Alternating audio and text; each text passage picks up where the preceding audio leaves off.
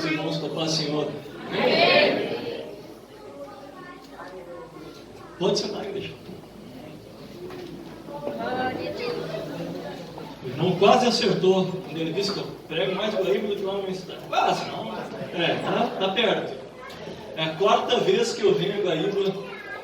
Eu creio que só nesse segundo semestre, né? Ou de junho para cá. Já é a quarta vez. O Iabe, cadê ele? Aí, Senhor, tem tantos amigos aqui nessa cidade que se eu citar o nome de todo mundo, vai ficar metade da pregação aqui. Né?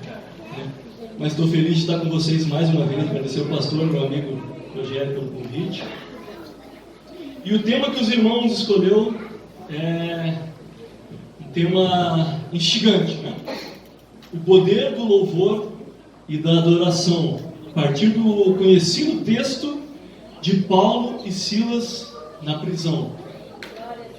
A gente já leu no começo do culto, vou pedir para vocês abrirem a Bíblia para nós ler mais uma vez esse texto. Atos 16 e 25.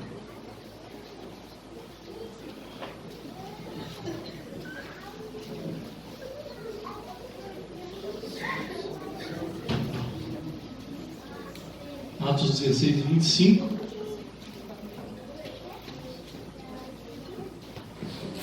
Nós temos 2 dias para tratar desse texto.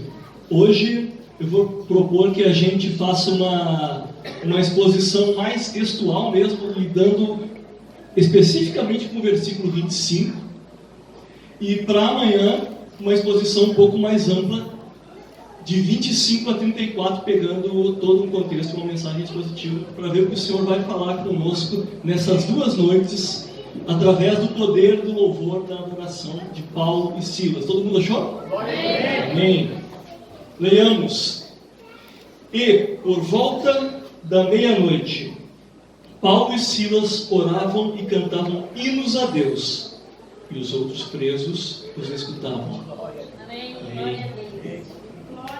Esse texto que lemos se encontra em um contexto dentro do livro de Atos da segunda viagem missionária do apóstolo Paulo, onde ele sai com seus companheiros a partir daquele outro texto também muito conhecido, que ele tem uma visão de um varão que diz: vem até a Macedônia, nós precisamos de você, passa a Macedônia.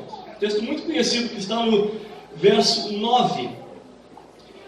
Isso foi basicamente em 51 e 52 por aí, depois de Cristo, onde Paulo chega então à Europa,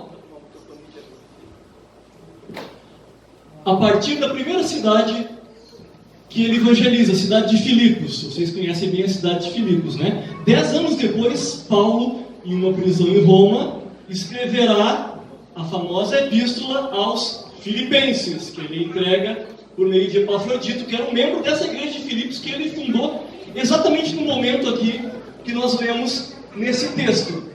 A chegada de Paulo à cidade de Filipos também foi bem marcante. Ele chegou e, como era o seu hábito missionário, ele procura uma sinagoga. Paulo sempre, ou geralmente, partia dos seus impulsos missionários procurando uma sinagoga, e a partir do povo judeu ele apresentava o Evangelho de Cristo. Mas nessa cidade possivelmente não havia sinagoga. Para instituir uma sinagoga numa cidade naquela época, uma cidade gentílica, precisavam de pelo menos 10 homens judeus. Possivelmente não se encontrava 10 homens judeus aqui, porque a Bíblia diz que eles vão a um local de oração à beira do rio e fazem culto com algumas mulheres. Veja, é um culto feminino ali, é um local de oração onde algumas irmãs judias estavam cultuando a Jeová. Paulo e seus companheiros chegam, e ali nós temos o primeiro milagre da conversão, a conversão de Lídia. Depois disso, nós estamos apenas contextualizando para chegar à prisão de Paulo e Silas. Paulo passa a evangelizar aquela cidade dia a dia, e dia a dia o texto fala que há uma menina, uma escrava, que gerava muitos lucros para seus senhores. Ela era uma escrava que tinha um suposto dom de adivinhação. Na realidade era um espírito imundo. E dia a dia ela dizia: aí o servo do Senhor, ó. O texto diz: esses são servos do Deus Altíssimo, eles vos anunciam os caminhos da salvação. Casos semelhantes também nós vemos nos evangelhos, onde endemoniados, movidos por um espírito imundo, espírito de adivinhação, de certa forma testemunhavam de Jesus. E Jesus expulsava esse demônio. Jesus não quer o testemunho do demônio. E Paulo também não. Quando ele compreende que são espíritos imundos, a Bíblia diz que ele se irrita com aquilo e em nome de Jesus expulsa aquele espírito. E aí nós chegamos no motivo da prisão de Paulo e Silas. Os donos dessa escrava, os senhores dessa menina, pararam de ter lucro. E cessando com o lucro, eles vão para cima de Paulo. Vai uma multidão para cima de Paulo, levam até os magistrados da cidade de Filipos. E a Bíblia diz que eles são severamente espancados e lançados na prisão interior, que era uma prisão fétida, quente e escura. O pior local de confinamento foi o local onde Paulo e Silas foram lançados. Esse é o contexto do verso 25. E aqui nós chegamos à cena que a gente leu. O louvor da prisão de Paulo e Silas.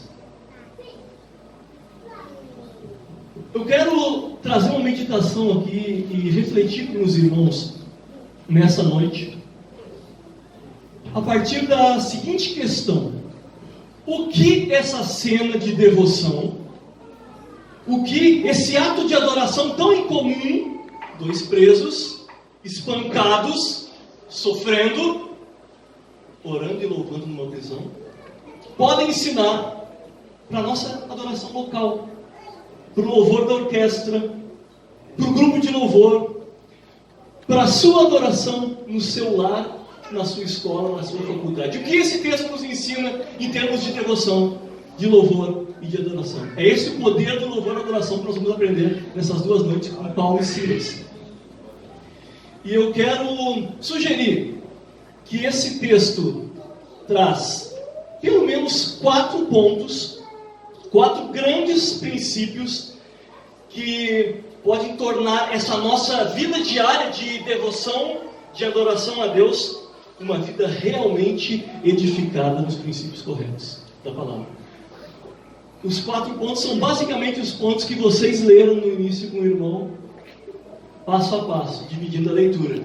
E eu quero meditar um a um com vocês. Vamos ver o primeiro. Primeira parte do versículo.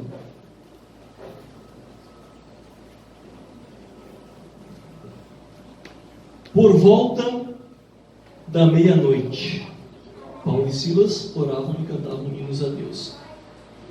Por volta da meia-noite.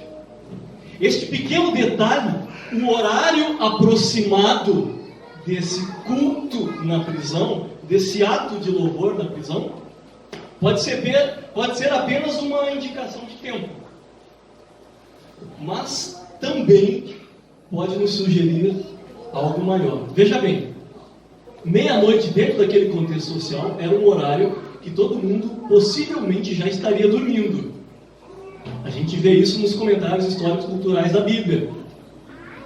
Nós vemos isso no próprio texto. O verso 27 vai dizer que o carcereiro, que era encarregado, era o cara vigilante, era o cara que tinha que estar de olho em todo mundo, ele dormia.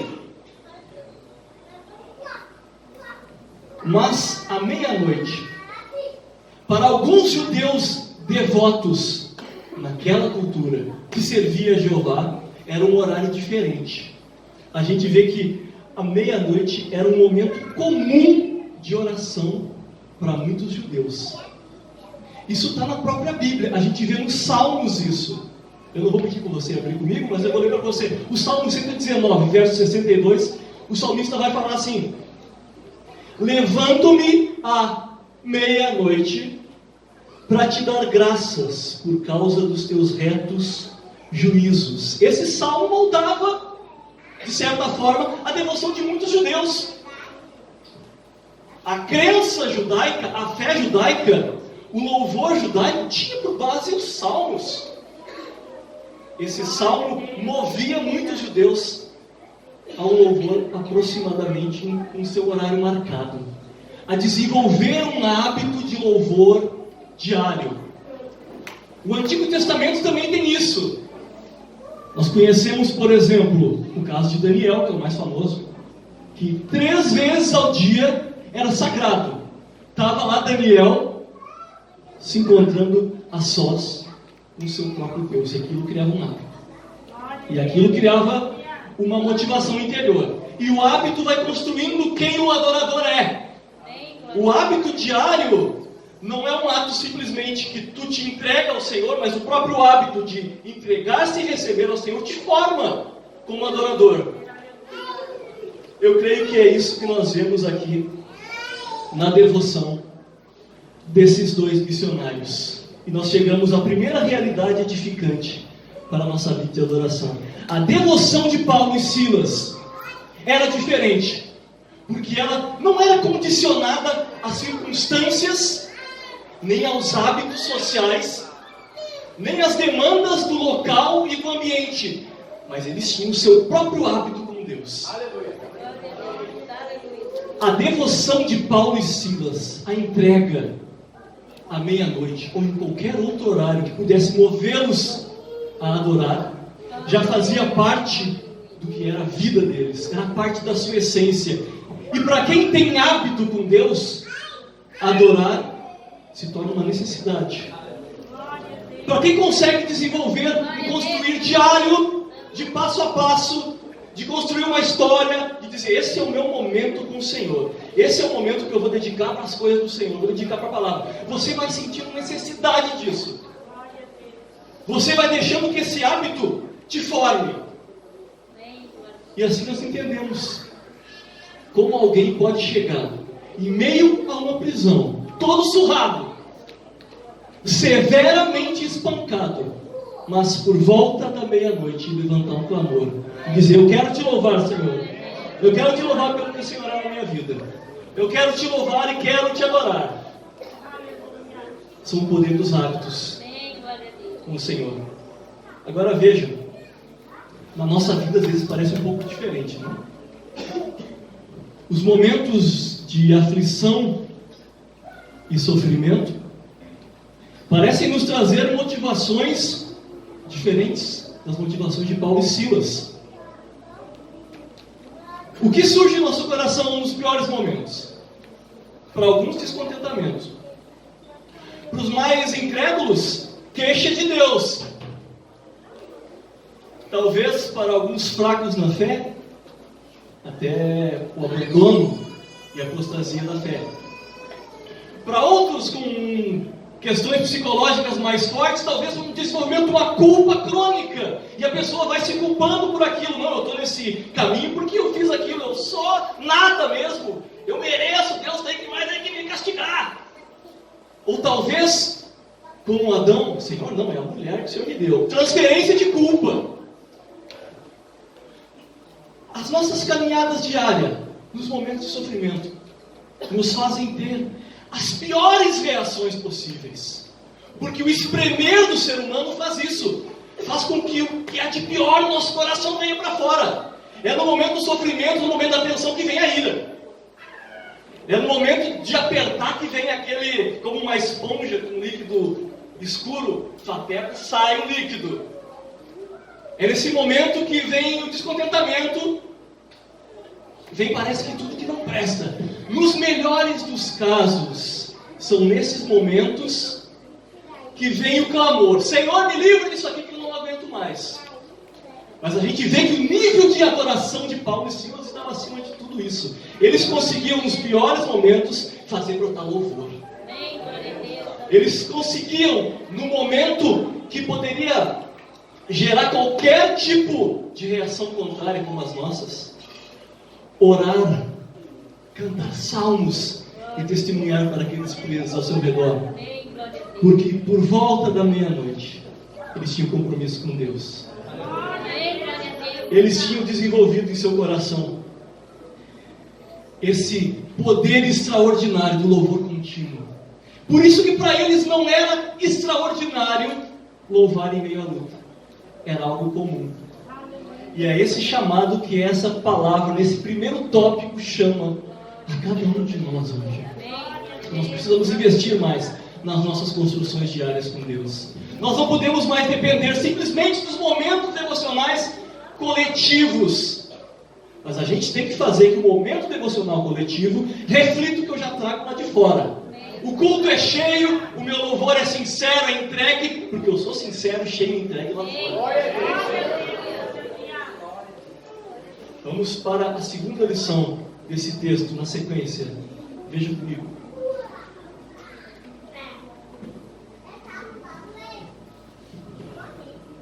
Por volta da meia-noite, Paulo e Silas oravam e cantavam.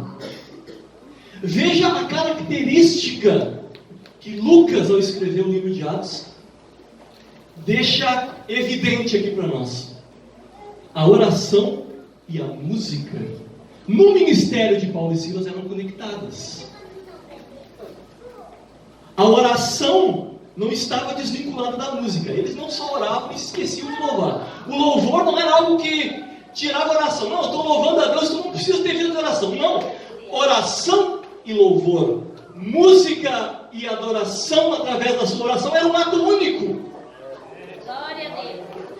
O texto grego vai trazer uma tradução literal muito interessante. Ele traz a seguinte ideia, sugere: Paulo e Silas, orando, cantavam hinos. Veja, oração e cântico como um ato único. É uma oração que louva. É um louvor que ora. O louvor e a adoração de Paulo e Silas eram conectados, porque não podia ser diferente. Eles sabiam diante de quem que eles estavam. Eles sabiam que assim como a oração era um ato de entrega ou de pedido para Deus, o louvor também era. E é esse ponto que eu gostaria de conversar um pouco com vocês essa noite, porque é um dos pontos que nós mais pecamos na nossa devoção diária para Deus e nos nossos cultos. A prática de um louvor sem alma. A prática contínua de um cantar de lábios que não tem entrega. Aquela prática que você está seguindo o mecanismo da música, mas não tem o espírito de quem ora. Você já notou como é diferente? Não sei se você já analisou o seu interior. Quando a gente ora, parece que é muito mais fácil se conectar com Deus, né? Você fecha os seus olhos e você vai falar aquelas palavras e você sabe, se você tem fé, que tem alguém ouvindo. E parece que essa conexão entre o plano humano e o divino e o transcendente é muito mais natural. Você está louvando e orando para aquele Deus e o seu coração se entrega muito mais fácil. Na música parece que é muito mais fácil a gente dispersar. A gente às vezes canta de modo mecânico, porque a música que está sendo cantada aqui a gente já ouviu a semana inteira no nosso rádio, enquanto a gente estudava. Enquanto a gente ia dormir, a gente deixava aquele louvorzinho ali no fundo para dar uma descansada. E a gente queria ver qual é que era a nova música que está bombando no YouTube, e a gente colocou, e as pessoas vão diariamente tendo essa relação com o louvor, tendo essa relação com músicas que exaltam o nome de Jesus, de uma forma que torna isso corriqueiro, banal. A gente vê, e eu não vou citar nomes, mas a gente vê cantores cristãos, eu vi esses tempos convidando cantora secular para gravar um louvor e as pessoas ali adorando. Uma cantora que se veste de maneira indecente, fazendo shows com músicas que depõem contra a obra de Deus e tudo que Deus é e tudo que o cristão é. Estava louvando a Deus e a gente diz, ó, que bênção, ó. Que maravilha. E o nome de Deus e a proclamação do nome de Jesus vai ficando banal, ao ponto da gente vir para a igreja e ouvir uma música, ouvir uma criança chorando, ou ouvir um louvor que diz estamos diante do trono, causa o mesmo efeito no nosso coração, não nos toca mais. não nos move mais. Mas com Paulo e Silas é diferente. Eles louvam e cantam, mas o Espírito é de quem ora. Eles abrem os lábios e não sei se proclamam salmos ou falam alguns louvores, compondo um com o outro, fazendo um canto responsorial, um pergunta, o outro responde, mas o Espírito é de quem está diante do trono. Eles sabem que lá no céu quem está ouvindo o louvor é o Deus Altíssimo. E quem canta com a consciência da presença de Deus, ouvindo as suas palavras, não pode ter a mesma disposição de quem canta sem essa consciência. A presença de Deus no ambiente, a presença de Deus que o louvor chama, ela exige de nós uma disposição interior diferente. Nós precisamos abrir os nossos lábios para louvar, e um coração de quem se ajoelha para orar. Nosso louvor precisa ser uma oração, e nossa oração precisa louvar a esse Deus. Só assim nós vamos recuperar o verdadeiro sentido do louvor e da adoração, e desse poder que abre prisões. Amém, irmãos? Amém. Amém. Glória a Deus. Vamos seguir no texto.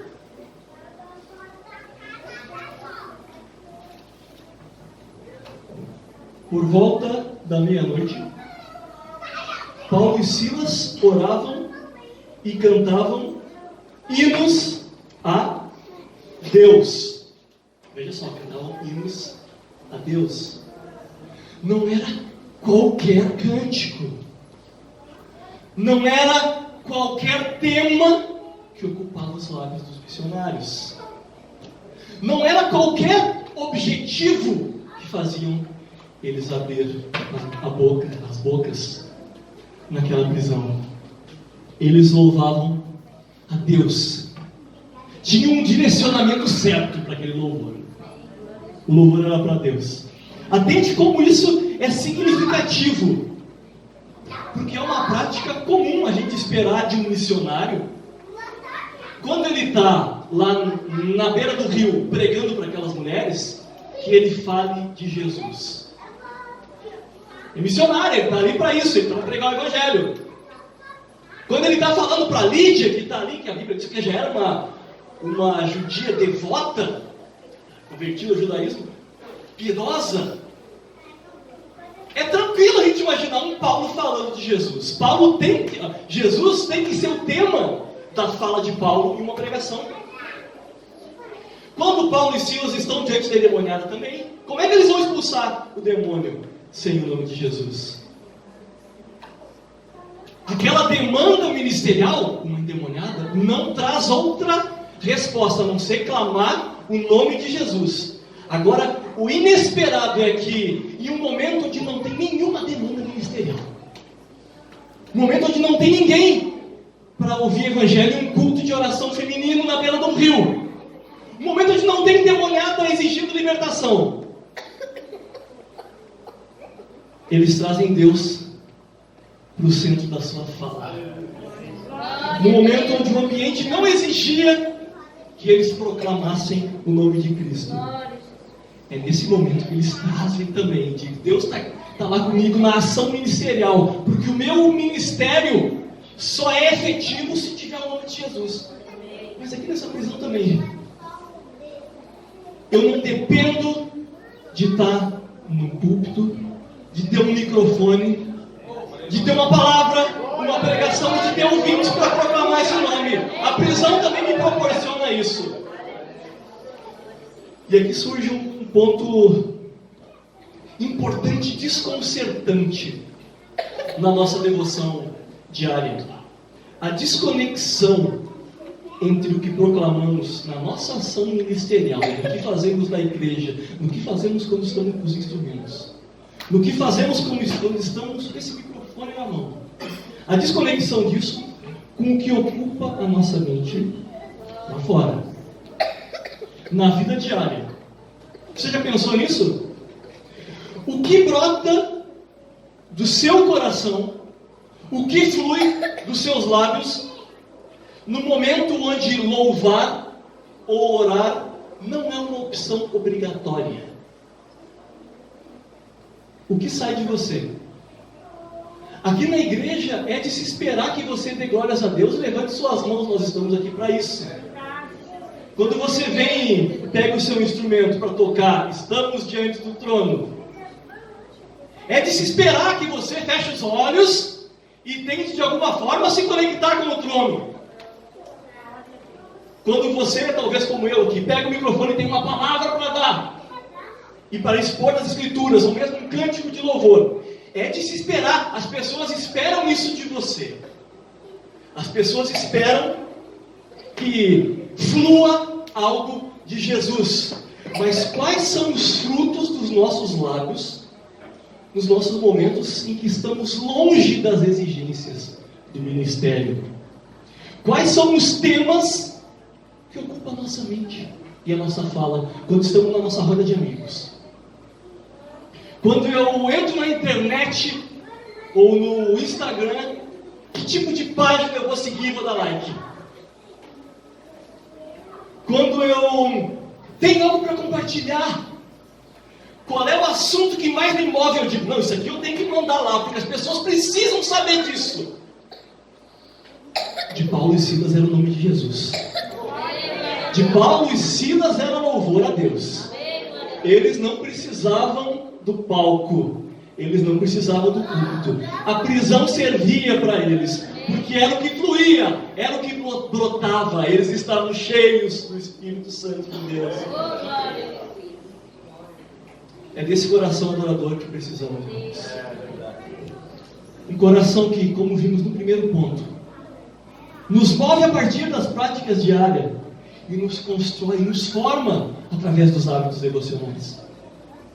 Um coração que, como vimos no segundo ponto, faz com que cantemos como uma oração e oremos como quem louva. E um coração que tem um objetivo fixo. O que flui da minha boca, tanto no ministério quanto na minha casa, traz glória para Deus. Eu trouxe uma mensagem do sábado passado para um casal de amigos, meus melhores amigos. Vivo postando coisa deles no Instagram, meus amigos aqui vêm seguindo lá. E eles me convidaram para pregar no casamento. Veja só, uma pessoa que não é casada pregando no casamento. Mas nós nos comprometemos em apenas expor o que a palavra diz. Daí não é autoridade de pregador. Aí sendo casado ou não é a Bíblia que fala. E uma das coisas que nós podemos meditar foi exatamente esse ponto. Ela é uma ministra de louvor. Ele é um pregador, expositor da palavra.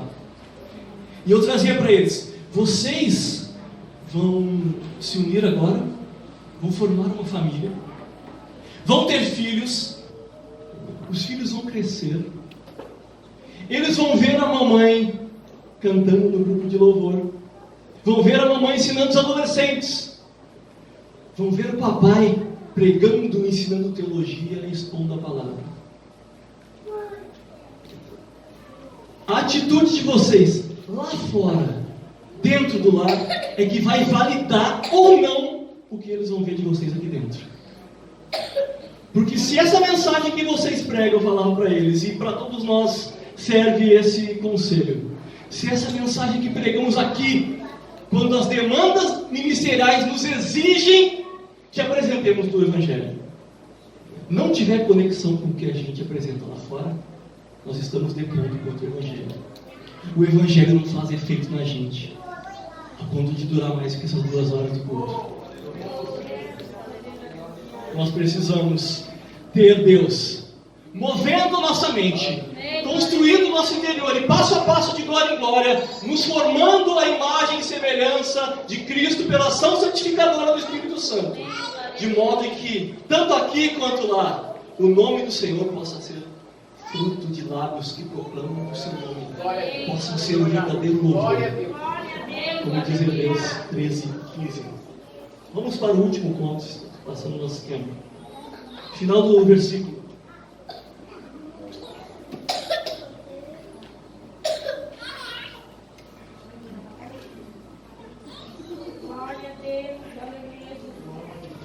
E por volta da meia-noite, Paulo e Silas oravam e cantavam hinos a Deus.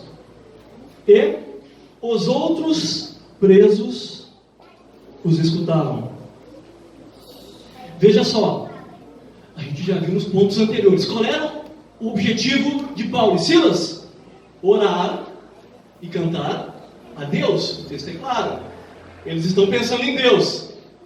O foco é Deus. Só que Lucas nos dá uma informação a mais. Haviam ouvintes que indiretamente acabaram sendo atingidos pela mensagem. Na adoração dos missionários, o foco era Deus. Mas eles, atentos a isso ou não, tinha pessoas observando. Aqui o texto grego também nos ajuda a chegar a um aprofundamento maior do que essa ação missionária.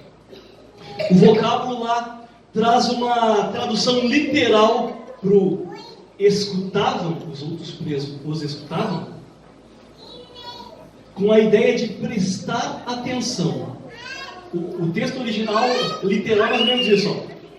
Paulo e Silas oravam e louvavam, enquanto isso os outros prestavam atenção a eles. Quando a gente adquire essa compreensão, tudo muda, tanto na nossa vida devocional, em comunidade, quanto na vida lá fora. Essa consciência de que, embora percebamos ou não, existem pessoas prestando atenção em nossos atos.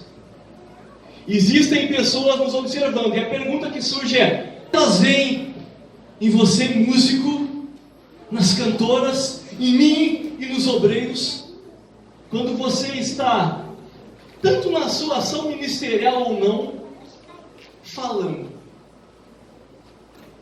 O que as pessoas observam, o que elas acham de você, o que você comunica como cristão, quando você está, como eu falei no ponto anterior, postando algo no seu Facebook. As fotos, irmãs, que vocês postam no Instagram, o que comunicam para as pessoas? Porque elas estão entrando no perfil e vendo, fulana de tal, cristã, Assembleia de Deus, estão abrindo story e vendo outra coisa. E a gente está na faculdade, e eu já presenciei isso, e às vezes que parece que o cristão é aquele que, para procurar se integrar com o grupo ímpio, ele acaba se sujando mais com o ímpio. Parece que tem uma ideia de, não, se eu botar algo bem sujo aqui, uma piada, eles vão me achar engraçado, vão ver que eu não sou tão carolão assim. Talvez se eu mostrar que eu não sou tão careta que nem meu pai e minha mãe lá, eles vão me achar um cara mais legal, até vão me largar do meu pé, nem vão ver que eu sou crente. Os nossos pequenos atos diários comunicam. E aqui que nós chegamos à grande encruzilhada, que Paulo e Silas não tiveram que lidar com elas, porque para eles era muito natural.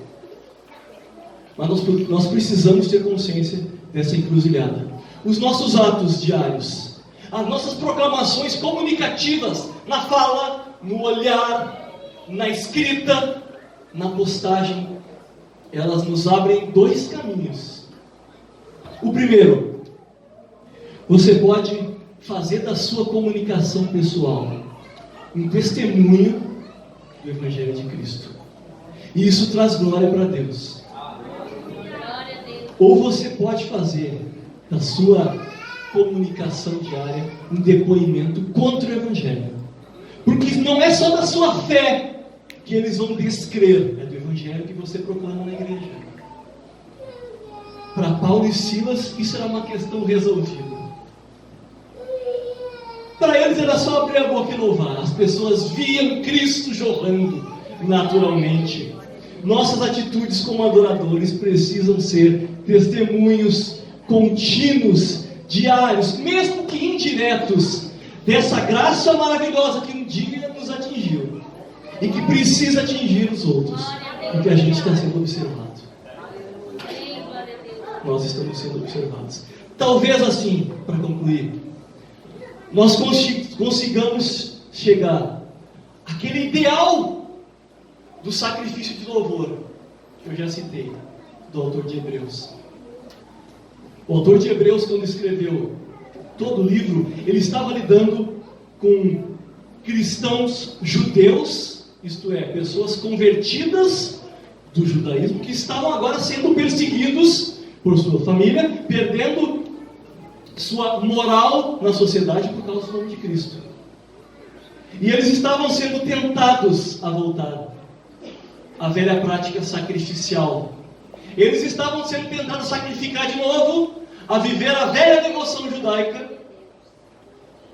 Mas o autor de Hebreus, no seu capítulo 13, verso 15, ele traz a grande verdade, que é verdade para nós também, quando ele diz: por meio de Jesus, pois, ofereçamos a Deus sempre, algo que tem que ter contínuo, é um oferecimento contínuo. Se o sacrifício do templo, se o sacrifício lá do tabernáculo era contínuo, o de Cristo foi uma vez só. Hebreus vai tratar disso. Mas o nosso sacrifício também vai ser contínuo. Que sacrifício é esse, irmão? Sacrifício de louvor, que é fruto de lábios que confessam o seu nome. Lábios que confessam, lábios que proclamam, lábios que declaram o nome de Cristo. Quando vivemos com essa consciência, com esse propósito na nossa frente, o louvor e a adoração, o poder do louvor e adoração, que é o tema desse congresso, adquire uma esfera muito mais ampla. Ele passa a ser o que o velho jargão evangeliquez diz: a adoração como um modo de vida. Amém, irmãos? Convidar o nosso irmão para fazer uma oração por nós. Peço que você fique de pé.